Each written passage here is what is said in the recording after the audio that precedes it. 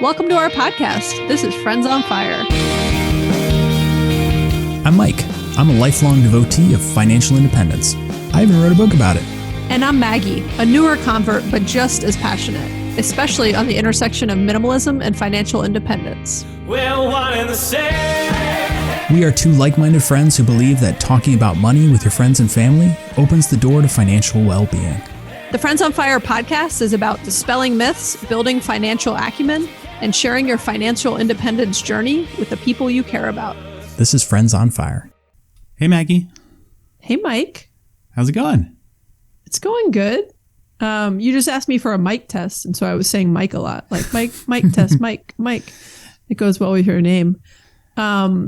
So before we get into today's episode, Mike, which is your brainchild, you every now and then you get like a wild hair and you're like, I got a topic I want to do, which isn't as often. I mean, we're into all the topics and we like discuss our, sometimes we have like thoughtfully planned episodes, and then sometimes we're just like, we have a topic that's on our mind in a particular time and we just knock it out. But you inspired this. And so what's particularly interesting about this first story is this morning I was like, oh, Mike kind of did the show notes. You told me like what the topic was. I kind of scanned them yesterday. I had a busy day. But I had a lot of thoughts on this. So I had kind of jotted some notes down. And then I was just like on Instagram for a minute this morning. And there was a story on Liz Gets Loaded's account, which we have to, I got to mention her in every episode. But there was a story and I was like, huh, that's weird. It was someone else referencing her podcast, and she had reshared their thing and just said, I'm listening to Liz Gets Loaded's. Someone else said, I'm listening to Liz Gets Loaded's podcast today and realizing that the thrill of my newer, bigger paycheck has completely worn off. I'm already looking for the next position and the thrill of that $10,000 raise would give me. We've gotten used to the new paycheck, and the unlocking the next level would be awesome. I'm going to work on being grateful for the pay that I have and try to bring some excitement back to it. And I just saw that and I was like, that's like super related to what we're doing. What episode, like what podcast did she do? Because I was like, I listened to most of her podcasts and I hadn't heard it yet. And then I went and looked and it was her very most recent one, which is why I hadn't seen it yet. And it just came out, I don't know, yesterday. Yeah, it literally just came out yesterday. And her episodes are short, Mike. So in the 10 minutes before this that I saw that, I was like, I'll listen to it on 2 times speed. And I listened to the episode. And it was just funny because she was talking about some of the things that we're going to talk about today. And I just thought it was funny that this was like, a wild hair you had of a topic you really wanted to talk about. And then the fact that she was talking about it yesterday just was like, fate that this is an important topic that we should be discussing. Well, I think there is actually a reason why this topic is on my mind and on her show. And it's because this is the time of year when companies that operate on a calendar year fiscal calendar will start giving bonuses, do reviews, give raises, and everybody gets very anxious about it. The money's never enough. People are always promised stuff and then the reviews don't come through. And so like people are extremely anxious, excited, but also extremely anxious. And so I've been having a lot of conversations about it with people at work and at different companies. And so it doesn't surprise me. Yeah. And speaking of work or not working, do you know what today is? COVID's 3-year anniversary? You should know it. No, it's more. Is it actually today? No, it's like next March. Week that we all start working from home. Yeah. We should celebrate that also, though. Yeah. No, it is. Did you look at Instagram this morning? I haven't been on Instagram in months. Okay. It explains why you don't ever like any of our posts, Mike. Yeah, sorry. Don't take it personally. It is our Greg and Mai's 300th day since we early retired. Oh, that's great. Congratulations. Yeah. A milestone? It's a random number. For what it's worth, it's not like we were celebrating our 300th day. I was like talking to somebody a week ago and I asked Siri, you can like ask Siri, I was like, how many days has it been since May 6th? And she said 293 days. So I made a point and I was like, oh, it'd be fun to recognize 300 days because it's, a week away. And so, yeah, it's been 300 days. And I don't know, I just had some reflections. You can go look at a reel on Instagram if you care about my reflections. Let's get into today's topic because it's all mushing together in talking about work and why we work and all that jazz. So kick us off, Mike. All right. So we're going to be talking about how the desire to progress in a career can become toxic. And we have a couple very interesting notes from listeners who share their stories. And I think it'd be good to read these. And they're a little bit long, but I think everybody will be able to relate to them to some degree. And then we'll share our thoughts why this is the case and then how you can help manage it. Yeah. And Mike, before you read the first one, I think it's interesting the way you describe what we're talking about, because I take this to a more broader existential question about why we work. Right. And to me, when you break that down, which we'll talk about, it gets into why we have this pressure to get to, more and more and more and more. But you almost have to get to the why we work in the first place, which we'll talk about and I'll share my thoughts on. But I think these listener questions and kind of stories are a little bit long, they're fascinating because I think so many people can relate to different bits and pieces of how these people are thinking and what they're dealing with. So let's jump into the stories. I'm going to read one. Maggie, you're going to read the next one, and then we'll get into our show. And these are real stories, and we have permission from the people to share them, but they're pretty anonymized. In most cases, I think when people email us stuff, they know it's going to end up on the show. Otherwise, they would just tell us offline personally. Yeah, we usually do ask first. Yeah, we do. We're respectful about it. And if there's something if you want to write us a long letter and say, don't share this particular piece, we will honor that. All right, first story. I'm currently working for someone that I do not particularly care for. Probably the worst manager I've ever worked for. But this is another topic entirely. I have really worked hard to position myself for a promotion, and I'm right there. The line has been moved recently, but I see the path and I'm charged to get it. But in doing so, some colleagues, friends, mentors have asked me, why is this title so important? At first, I just blew that off because I'm very focused on constantly growing myself, and title has always been the evidence of achievement, I guess. Yes, learning a skill is good and I get warm and fuzzy, and yes, I feel I'm compensated well, but I'm very hung up on this title. As a result of being asked this question, I'm now taking a step back and wondering, why am I obsessing over this title?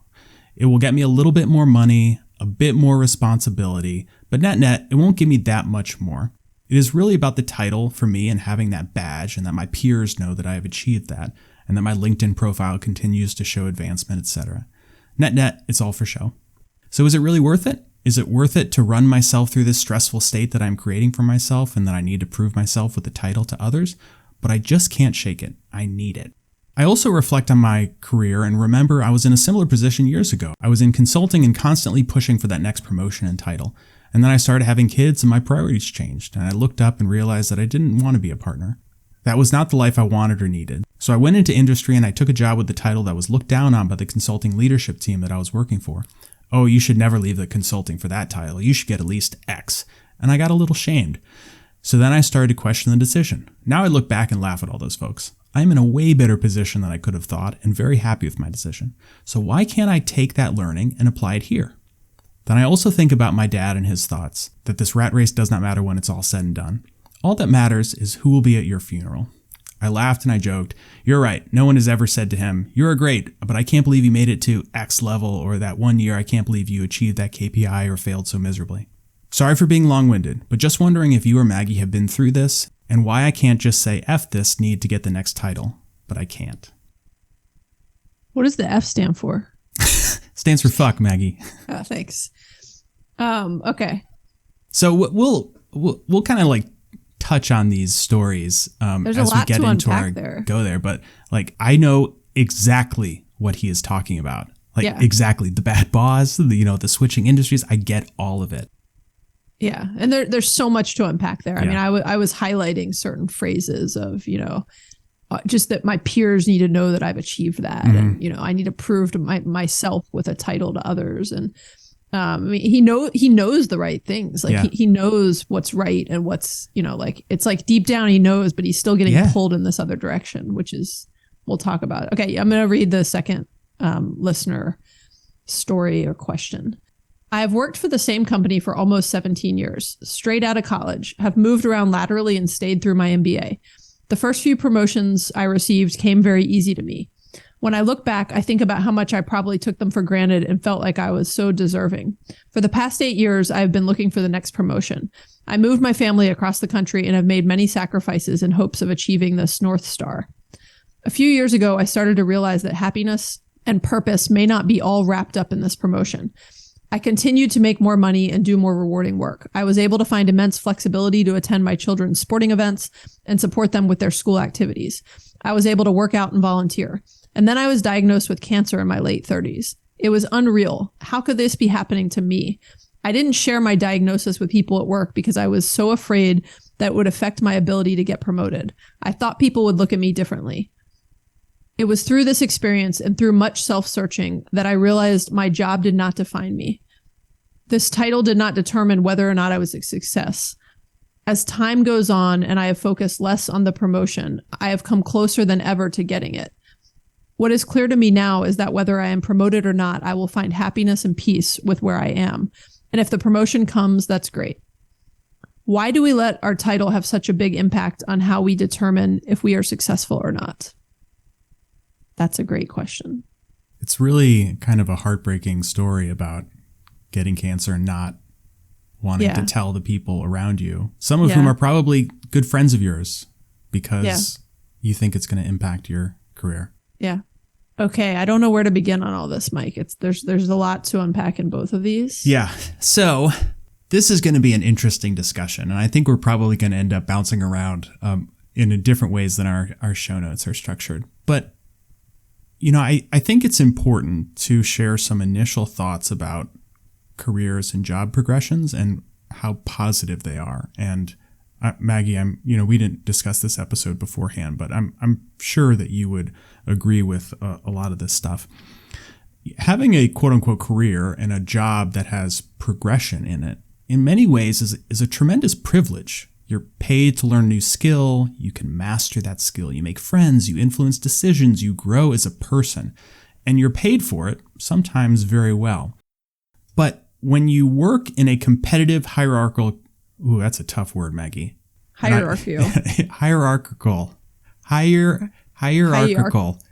Okay. We're gonna need a synonym for that one. I used to know how to, just a hierarchy. Yeah, when you work in a competitive hierarchy, it's easy to find yourself wanting things that end up causing you anxiety and perhaps depression. And we don't even realize why. And those emails we got were examples of this.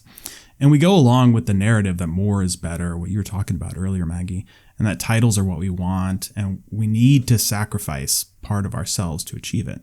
If those emails resonated with you, listeners, this episode, I think, is going to be really interesting and helpful. Yeah. And Mike, in the spirit of having aspirations and growing and getting the promotions is not a bad thing. It can be good to have aspirations. It can keep you driven. It can keep you constantly wanting to learn, and it kind of keeps you competitive in a way if that's your thing and what you want to focus on. I think the piece that I have learned myself over the last 20 years, and quite honestly, not fully until leaving my job, is just that there's a place for it, right? There's kind of the good side of it and there's the bad side of it. Like you said in the very beginning, you used the word toxic, Mike. There's a toxic side to it when you're doing it for the wrong reasons and when you're getting overly obsessed with it and overly focused on a title versus being valued at work and doing good work and getting paid fairly and things like that, and overly focused on comparing yourself to other people. But there's nothing wrong with having career aspirations. And I think that's important to note, right? You, especially at a certain time in your life, I think about, my early 20s, I had big career aspirations and I was working really hard. I spent arguably too much time working. But I spent a big chunk of my life working hard, feeling good about it, feeling rewarded for it. And for me, it paid off, right? Like I actually was able to kind of climb the ranks very quickly and more quickly than average. And a lot of it is because I was doing good work. I was working really hard. I also had a lot of things going for me positively. I had a boss who continued to stay at the company. And so I had a champion who was still there. When you constantly, sometimes you just have the luck of the draw is like the person who is one of your champions and really appreciates and values you leaves the company, right? And you lost that champion within the company. And so at the next reorg, you don't have someone who's got your back or whatever. And so I had a boss who also had a lot of kind of tenure and respect and was sticking around.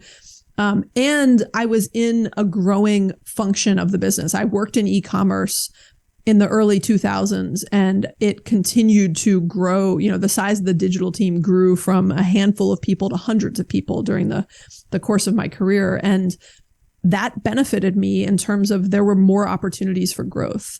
And in certain career fields, it didn't see that sort of growth. And there's just only so many positions to go into, right? And so I had a lot of success early on. I was able to sort of cram what could have been a longer career for some into a shorter career. And I saw, you know, the good and bad that came with getting the title and constantly getting a new title and a better title and more money as a result and other things. And again, there's good stuff that comes with it. But I also saw a lot of people over the years. I did a lot of hiring, hundreds of people, and I had hundreds of people report to me over the years. And I heard all of their stories like we just read, Mike, and I knew their aspirations. And I know a lot of people that were really, really hung up on title over money, actually. I used to tell people, like, what's most important to you?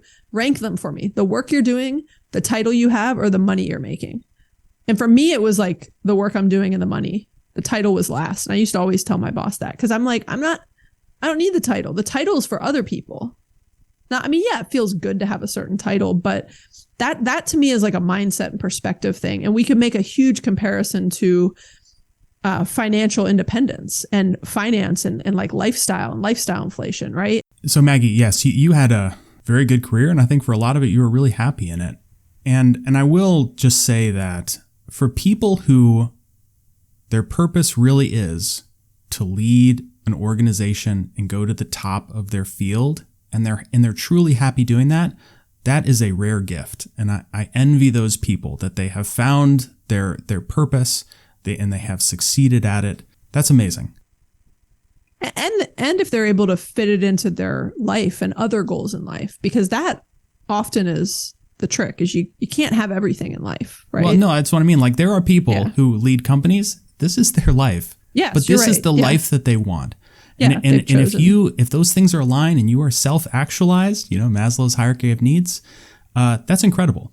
But for the majority of people, like this is not actually, like people don't want to be the CEO. The majority of people do not want to be the CEO. They don't want that. And at some point they're going to realize that like this is not what they want. And that's what we're going to try to talk about here.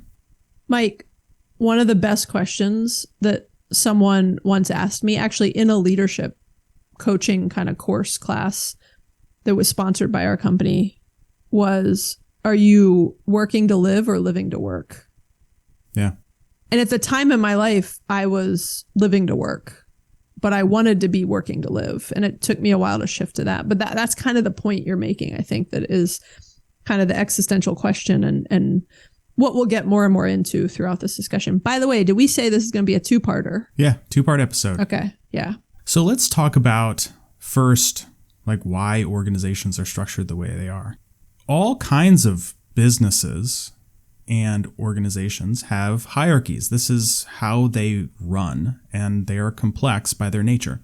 And they need to be managed that way because there's a bunch of different people doing different types of work. And so you need to kind of spread out the supervision of those and have a division of labor. Now, in theory, the more challenging a job or the more value it brings, the more it gets paid.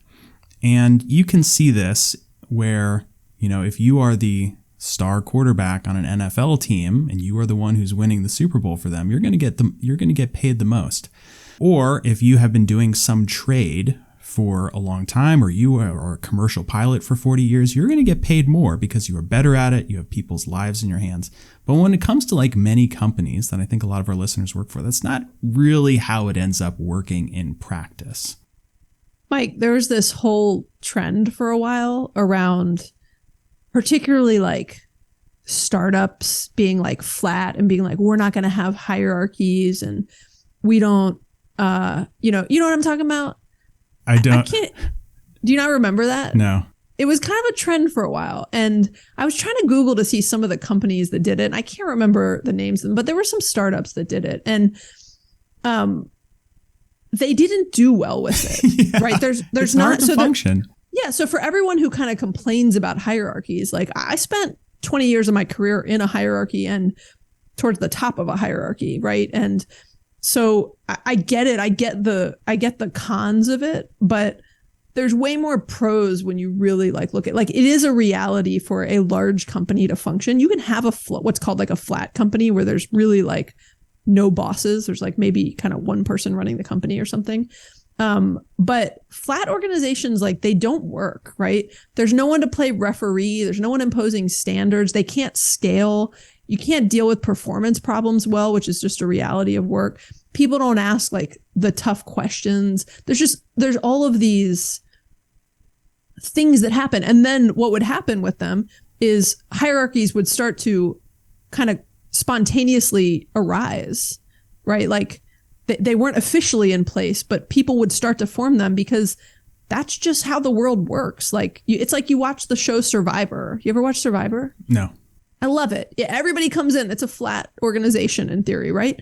Hierarchies start, like leaders start to arise and take the lead, and it's necessary, or everyone would just sit around staring at each other and like, who's going to build our shelter? How are we going to build the shelter? Somebody needs to start to. I also think that people crave social cues. They need to know who deserves more time and attention and respect. They need to kind of stratify. Is that a word? Stratify? I think so. Themselves into these hierarchies. And so I don't know if I agree with that statement, but I will say, what I do agree with there, or maybe a, yes, and is there are different types of people in this world, right? Some people want to be told what to do, and that's how they work well. Some people are better at leading and directing and less good at doing, right? And you ever hear the, like, if you can't do, teach phrase, right? Like there's all sorts of, I'm not saying I believe in that, but I'm just, there's different types of people and different types of, so I don't know as much about, what people are truly craving, but there are just different types of people in this world. And we naturally fall into certain roles when we are kind of left to our own devices. So hierarchies exist everywhere. They have to exist. But as we go through and work in organizations like this, the hierarchies themselves end up becoming its own kind of importance in our lives and where people fall in those hierarchies. And it's important to kind of break down like why this is the case. And, this might be a little more cynical of a view, but my thoughts are, you should think about where the messaging comes from. So if you work in an organization and everybody's talking about titles and there's all this like attention around a position within the hierarchy, think about where that messaging comes from and who is telling you that rising up or getting a certain title or a certain responsibility is better. And it's usually the people at the top who control the narrative. They are the ones telling you down that like, you should listen to this person because they're X title. Yeah, that is true. I think one of the reasons when you first were talking about that, I was saying, I don't know if I disagree, is because that would drive me crazy about work. Like, I would often have people coming to me on my team that are like, hey, I'm trying to get this thing done. And I went to so-and-so, but like, they don't seem to be like doing it for me. Then I would go, and because of my title, they would like do it with a smile. Mm-hmm. And I'm like, hey, this person on my team is who does this thing. And your job is to do X, Y, Z. You should just do it because it's your job. It doesn't matter who came to you asking for this thing. It's still a person who came to you. It's and a you human owe them being respect. Who has a job, yes. And it used to piss me off more than anything when I would discover, because there were people like this, not everybody, A lot of people give everybody respect regardless of their title and level, but there are people who would treat people very differently based on their level. And that is often why people wanted a promotion. Mm-hmm. I mean, I would have people say, I just want it because when I have the director title, people treat me differently and they will respond to my requests differently. And I'm like, I know that's kind of true, but gosh, that makes me annoyed with the world. It's not how we should be operating. We should be, and I used to pride myself on no matter what level anyone came to me with something, like if it was something that my team was supposed to be doing, like I would give them complete respect as long as they were like respectful to me, right? I would give them complete respect. Well, actually, I would usually give them respect even if they were kind of rude. But it is my job. I'm getting paid to do X, Y, Z, and I manage a team that does this, and you need this, and I will make sure you get to the right person, or I can help you if I can. And because it just really bothered me. It bothers me when people treat people differently based on their title, their place in life, their, how much money they have, whatever. And I know it's a reality, but it's a reality I don't like. I agree with you. And the reality exists, I think, for two reasons. One is that for people higher up, it satisfies their ego to have people coming to them and treating them with more respect than they would get, like the person who came to you saying they want to be a director because they're going to get answers that way. But I also see it as creating obedience to the system. And so, have you read the book Sapiens? No, my brother's like a huge You fan should of read it. Sapiens. It's on my really list. good. So there's this part about shared narratives and how things like a company, they actually talk about the company, I think it was like Fiat or Peugeot or something like that. The company is only a thing because people believe that it is a thing. They have this shared narrative. They go to a building. The building is not the company, but the people show up and they treat the executives with respect because people share that narrative. And so this idea that someone who is a senior vice president should get a little more respect than a vice president, should get a little more respect than a director. This is like a shared narrative. And it's like if you just go out into a crowd and you don't know what people's jobs are, you're not going to treat them differently. You have no social cues. You are not part of this shared narrative. They're just people out there. As soon as you go into the office and you know who they are, like your attitude about all of it changes because people believe that it's different.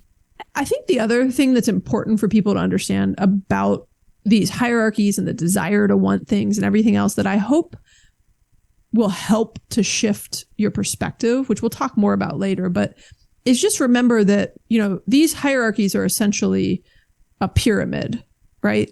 There's tons of positions at the bottom. And as you go higher and higher, there are fewer and fewer positions, right? There's only one CEO up at the top, though there's a board usually on top of them if it's a public company.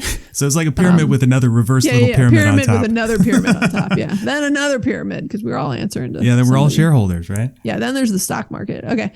And so, but the idea is there's only so many roles at the top. So the odds are against you from the beginning. And I just say that to say like, we can't all have all these things, right? Like we can't all be that role, right? When I look at, I used to lead teams that had 60 to 100 people on them at times. And of those 100 people, only one person could lead the team. And I had 5 or 6 direct reports that reported to me. There were only 5 or 6 of those people out of 100, right? And so take that, small example times, 100 at companies and realize that there's only so many of these roles. And so I don't even know my point in that exactly, Mike, other than you know what, Maggie? This is a perfect segue to my next note, and you didn't even realize it. Do it. Okay. Glad I could help. So, yes, you can think of it as a pyramid. You can also think of that pyramid as a pipeline. Companies need people to want those roles. And if there was no change in pay and no change in title, why the hell would anybody want to go keep climbing up and getting super stressed out? There needs to be some incentives. And part of that incentive is that you need to create this narrative around wanting to go into those positions. So they need people to want to compete for those fewer spots. Yeah. What's tricky about that is they need some people to want those spots. They need enough people so that they can find one good one. Yes. I think that's your point, right? And because what's interesting, that's kind of a different angle on what you just said, Mike, is companies actually need fewer people to want those positions, in my opinion. Because, and I'll just give some examples, like when I had people on my team, and sometimes I would come across people and they were really happy in their role and they had no upward ambition. And I was always like, cool, that's great. You're doing a great job. I highly value you. You're good at this job and I'm glad you enjoy it. And like, you don't need to have additional ambition to want to do something else, because this job will, I don't want to say always, but will be here for you as long as, this is a good, secure job. Right. And when I have, 20 people on a team and one manager, and they all want to be the next manager when that manager leaves, I have 19 people who are unhappy that they didn't get the job. I'm better off when I have 15 people who are actually happy in their roles and maybe aren't even ready for that step next. And maybe a couple people who want it, and we get to kind of, figure out who's the best fit for it. And I don't leave with 19 people who are dissatisfied. You know what I mean? Like, you need enough people, but not too many, or you got everybody's unhappy. You raise a good point. I think it depends on the organization. Like a buddy of mine is a HR executive at a Fortune 5 company. And he was telling me that Fortune 5. And he was telling me they cannot get people interested in their executive roles. And I'm talking about the most senior executive roles. Like there's a generational pivot happening. They cannot do it. And so when you're early in your career and you're a manager, it's super exciting. You want to become a director. The higher you go up, the older you get, the less interest there is in those and these are super high paying jobs. I mean, millions and millions and millions of dollars a year. And people are just like, no thanks, buddy. That is really interesting. And this kind of related to the point that when in that Liz Gets Loaded episode that I was referencing, she was talking about someone who had posted something that said, do you get paid enough to deal with the BS of your job? And just realizing, as you get to those higher levels, you get paid more, but you're getting paid more because you're dealing with a lot more. I'm going to just sum it up by BS. You're no longer just managing yourself and a reasonable workload. You are now managing tons of people, all of their complaints about the world, all of their, their career aspirations, all of the politics, all of the complexities involved in whatever, the crisis of the day, whatever it is. And it's a lot more. And now you're getting paid to deal with it. So that might be a trade-off you're willing to make. But that is interesting. Just that perspective of that they can't find people. My observation was more, there were a lot of people that wanted those roles, but weren't necessarily ready for them. So all of this creates a reality where people's self-worth and their happiness are inextricably linked to their career success. And that can, in many cases, create a lot of unhappiness in your life. And that's really what we want to address. Yeah. And Mike, I think when we think about where that came from, it came from capitalism, right? You know what I mean? Does that make sense at all? Or should I elaborate? Elaborate. Okay. Part of me was you're just going to be yeah, sure, just so I don't elaborate. No, I'm going to have you elaborate, then I'll cut it out of the final edit. Yeah. But the idea, I sometimes think is it, companies that have created this desire in us? I think it's our broader society that has created this desire in us, right? It's this kind of you hear people refer to a hedonistic treadmill that we're all on of we constantly want more and more and more. We're not really wired to be satisfied with things. And it's a huge realization I've come to. It's what allowed me to walk away from my job, was getting off the hedonistic treadmill and saying I'm okay with having enough and not more and more and more. I could have stayed on the treadmill and had more and more and more in life. And that is bucking a trend in society. I am abnormal. We talk about it, right? I've taken the road less traveled.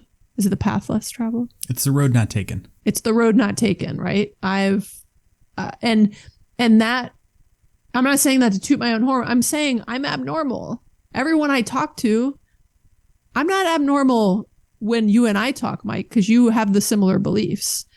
But if you were to put me in a, as a percentage of society, I'm abnormal. I'm in the minority. Well, your point about capitalism, I think, is astute. Because if you think back to when we were like an agrarian, world, the farmer was not thinking like, man, I'd really like to be a senior farmer and make more money. They're like, no, I want to farm so I could feed my family and just be alive. And it wasn't until the advent of capitalism and complex organizations that these societal pressures were created.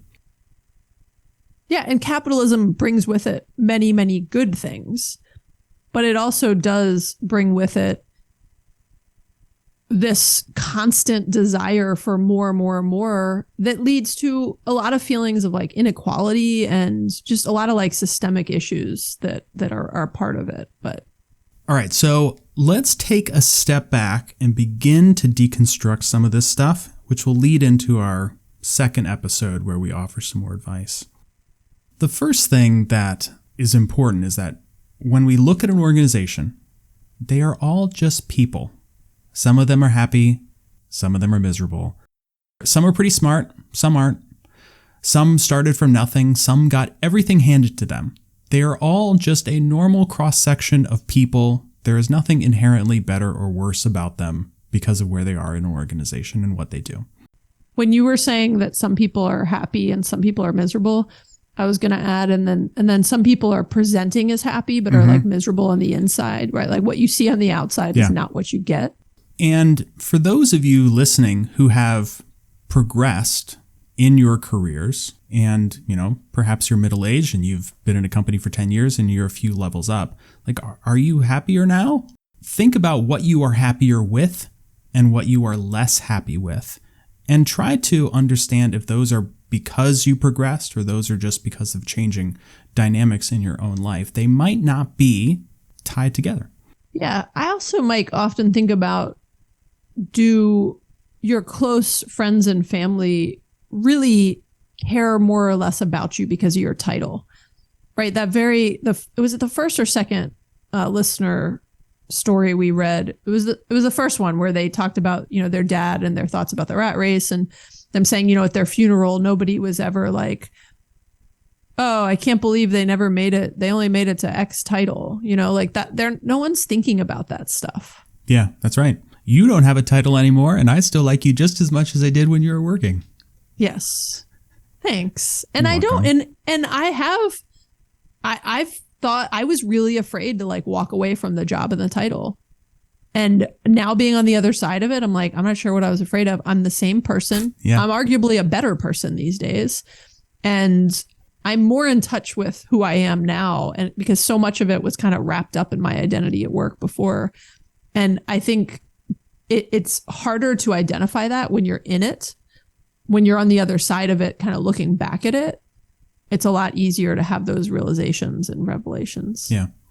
And as you're thinking about if your family and friends care as much about this stuff as you do, also think about like what you've had to sacrifice your job for your career, and think about if that trade-off was really worth it in retrospect. Now, Maggie, you and I would both agree that when you're early in your career, when you're, growing as a person and, gaining skills, like you need to sacrifice, and that sacrifice is worth it. At some point, and that point is different for everybody, the sacrifice probably isn't worth it.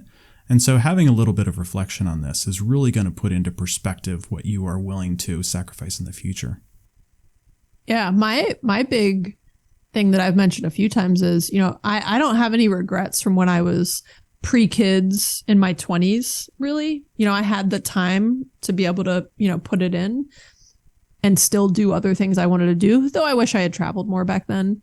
But outside of, that a few weeks a year, I really think about once I had kids, right? And were those trade-offs and times really worth it? The first 10 years of my kid's life, like, was that worth it? Yeah. I mean, it is what it is now, but if I could go back and do it again, I might restructure and kind of reorder some things. I think people can relate to that. And then lastly, I often think about people who were much admired in a company.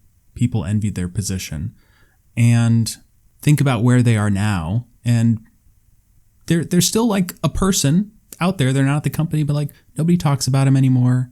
They're not like revered in the same way as when they were part of the company. People don't talk about me at work every day. You will be shocked to know this, Maggie.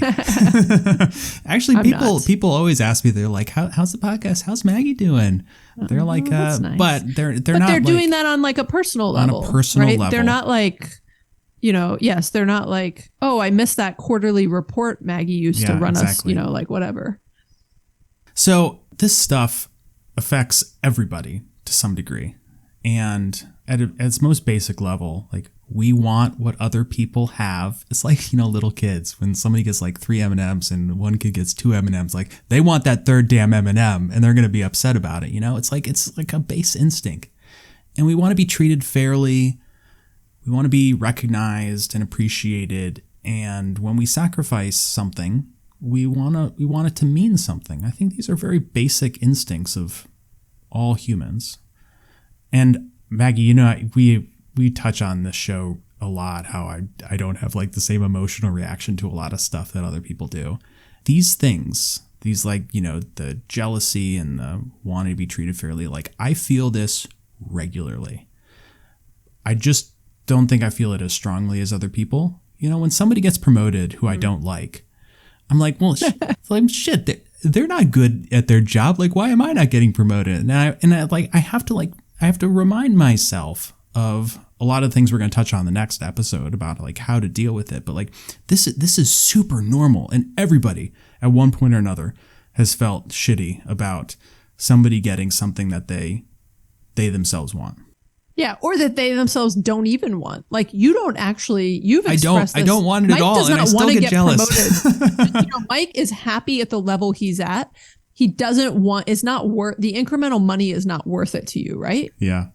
You've said that very like, I remember it was one of the first things I learned about you.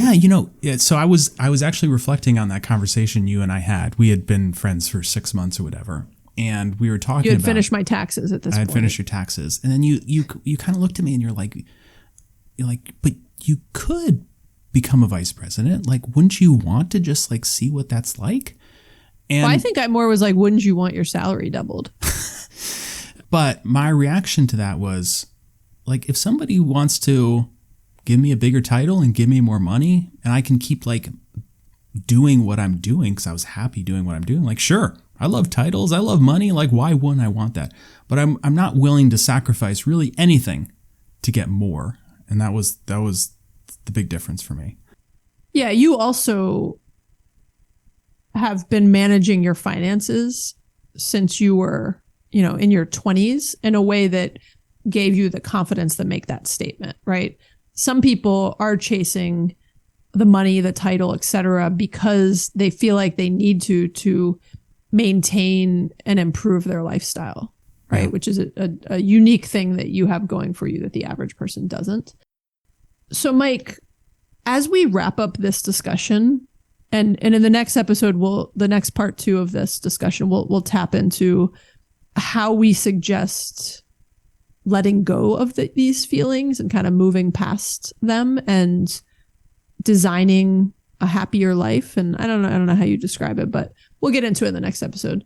But as we kind of wrap this up, I think it is worth making the comparison between the constant chasing of a bigger title and job at work and a bigger, fancier house outside of work, right? Like, to me, that kind of hedonistic treadmill of just wanting more and more and more, and really being able to look inward at why you want those things and what it's going to do for you, and being able to make the comparison to saying, hey, when we, all the things we just talked about, right? When we see someone with a bigger title, a lot of people treat them differently, automatically give them more respect. Well, the same thing happens when you drive a fancier car, or when you drive, or no, I was going to say when you drive a bigger house, when you have a bigger house. I don't know. Some people drive their houses. Actually, I would love to drive a house. Me too. I would love to be able to drive my house. It's the opposite of that. A house you can't drive because it's so massive. It cannot be put on and move somewhere else. You know what I mean? Like, people who are seeking more and more and more kind of in their personal lives often are the same people who are seeking, those titles. And I think, being able to kind of look inward and really understand and ask yourself why you want this stuff is the beginning of, I don't want to say fixing it because it may not be something to fix, but it is the beginning of evolving as a person and learning what really matters to you. And we'll talk about that in the next episode. But I just want to make that comparison because we often talk about lifestyle inflation. And what we're talking about here is kind of career inflation, right? It's constantly wanting more and more and more in your career. And is it for the right reasons? And how to think about your career. And so I just think there's such interesting comparisons between those two things. Yeah. So let's finish with our top 3 takeaways, and we'll come back next week with some of our solutions. Number 1, careers in progress can be a meaningful way to learn skills, make relationships, and grow as a person. Number 2, it's important to understand what you really want versus when you're reacting to social pressure and other cues around you. And number 3, listen to our next episode if you're struggling with the pressure and would like to hear our advice. Nice. I like the teaser. We don't usually do that. I know. All right. Thanks everybody for listening. If you've been challenged or inspired by what you've heard, please share this episode with a friend or family member. Or in this case, Mike, perhaps a coworker. Perhaps a coworker. That's right. We believe that talking to friends about money improves and deepens your relationships. And it's why we started this podcast. So spread the word and share this with a friend. You can also rate and review the show and subscribe to make sure that you never miss an episode.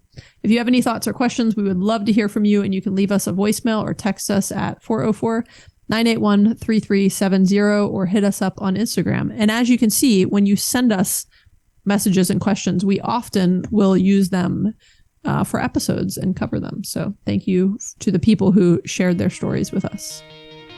All right. Thanks, Maggie. Okay. Thanks, Mike. See you in part 2. Bye.